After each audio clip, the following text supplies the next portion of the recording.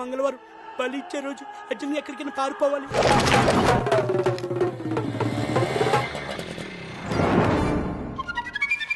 రే గణేష్, గణేష్. గురుగారికి గణేష్ గజగజ వణుకుతూ రాయినది. మా బామ్మ చావు బతుకులో ఉందట. గణేష్ గణేష్ అని నన్నే కలవరిస్తుందట. నన్ను ప్రతి మంగళవారం వచ్చి కనిపించమంటుంది. కనిపించకపోతే కన్ను మూస్తానంది. అందుకే ఈ రోజు సెలవు పెట్టి ఊరు వెళ్తున్నాను. ఎరా ఇక్కడ లీవ్ లెటర్ పెట్టి అక్కడ దాక్కున్నావా? బయటకు రా. వద్దు గురుగారు, ఎవరో కాశ్మోర్ గారు చెప్పాడని నన్ను బలిస్తే టీవీలో పబ్లిసిటీ పెరుగుతుంది తప్ప మీ ప్రాక్టీస్ పెరగదు. ఈ రోజు మీరు ఎంత తెలివిగా నేరం చేసినా రేపు కాకపోతే ఎల్లుండి అయినా ఆ నరాలు గోరాల్లో నూతన ప్రసాద్ బయట పెడతాడు. ఏడుసావు గానీ అదంతా ఉత్తుతుడు డ్రామా. బయటకు రా. రేయ్, ఇన్నాళ్ళు నా దగ్గర తడిలాక నీకు జీతం కూడా సరిగ్గా ఇవ్వలేకపోయాను. ఇదిగో ఈ 10,000 తీసుకెళ్ళి మీ బామ్మకి ఇవ్వు. కళా నిజమా? నిజమేరా, అన్నయ్యకి లాటరీ తగిలింది. అందులో డబ్బు పెట్టి స్కూల్ కూడా కట్టిస్తున్నాడు. Thank you boss. అరే అదేంటి చూసి అలా చిక్కిపోయావు? నాలా మీ అన్నయ్య ఉదయం హార్లిక్స్ సాయంత్రం బూస్ట్ ఇవ్వటం లేదా? ఏంటి నువ్వు తాగేస్తున్నావా? నువ్వెందుకు వచ్చావు? ఎప్పుడు వచ్చావు అని అడుగుతా అనుకున్నాను. కారణం లేకుండా అడుగు పెట్టావు కదా. నిజమే, మొగుడు పోయిందాన్ని విధవ అంటారని తెలుసు కానీ పెళ్ళాన్ని వదిలేసిన మగాడిని ఎదవ అంటారని రీసెంట్గానే తెలుసుకున్నాను. నన్ను క్షమించి మీ చెల్లెల్ని కాపురానికి పంపించవా బావా? తీసుకెళ్ళు. ఎలావే? అలాగే అన్నయ్య. ఇదేంటిది ఊటి చేతులతో వచ్చేసిలా ఉంది. అప్పుడే సూట్ కేసు సర్దేసావా? దీనికి దెబ్బలు తింటాం బాగా అలవాటైపోయి ఉంటుంది. ఆనాకి వెళ్దాం కానీ కాసేపు మీ అన్నయ్యతో మాట్లాడి. మొన్న వైజాగ్ జూలో అన్ని జంతువులను చూశాను, ఒక్క గొన్నయానికి తప్ప.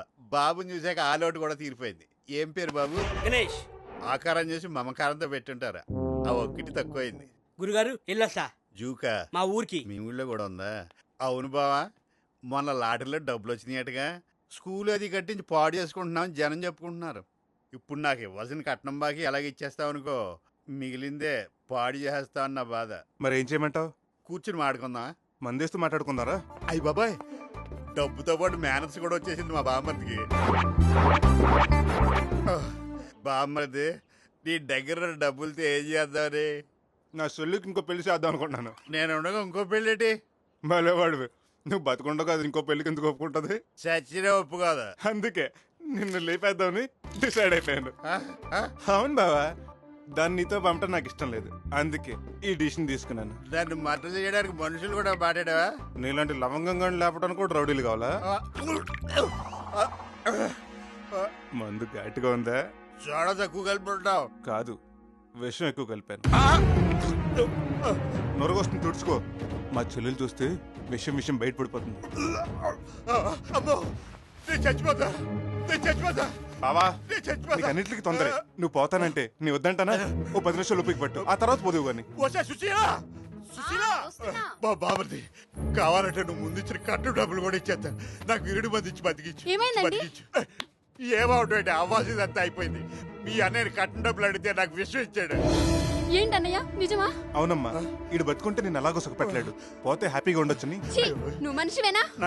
మిమ్మల్ని కాదండి, ఆయనకి విషయం ఇవ్వడానికి నీకు చేతులు ఎలా వచ్చాయి? ఇంకా ఈయన సపోర్ట్ చేస్తావంటమ్మా? నేను ఎన్ని బాధలు పడితే. పెడతాడ్రా, అవసరమైతే తిడతాడు, కొడతాడు. ఆ హక్కు ఆయనకుంది. తనకేమన్నా అయ్యిందో నిన్ను చంపుతాను. చూసావా, కట్టుకున్న వాడి కోసం తోడపట్టిన వాడిని కూడా చంపుతానంటుంది నా చెల్లెలు. కానీ నువ్వు కట్నం కోసం కట్టుకున్న రోజు నుంచి ప్రతిరోజు దాన్ని చెప్తూనే ఉన్నావు. నన్ను క్షమించండి, నా బుద్ధి వచ్చింది. ముందు నన్ను హాస్పిటల్ తీసుకెళ్ళండి. రండి, నేను తీసుకెళ్తాను. అందులో ఏ విషయం కలపలేదు. నిజమా? మరి నొరగ ఎలా వచ్చింది? నీకు జలకెద్దామని సబ్బు నీళ్ళు కలిపాను. ఎంత మంచి బావా. అదేంటి అలా వెళ్ళిపోతాడు? మంచిడంటే ఫీల్ అయ్యేంటి? ఇన్నాళ్ళు సాడిస్ట్ లాగా వేపుకు తిన్నావు.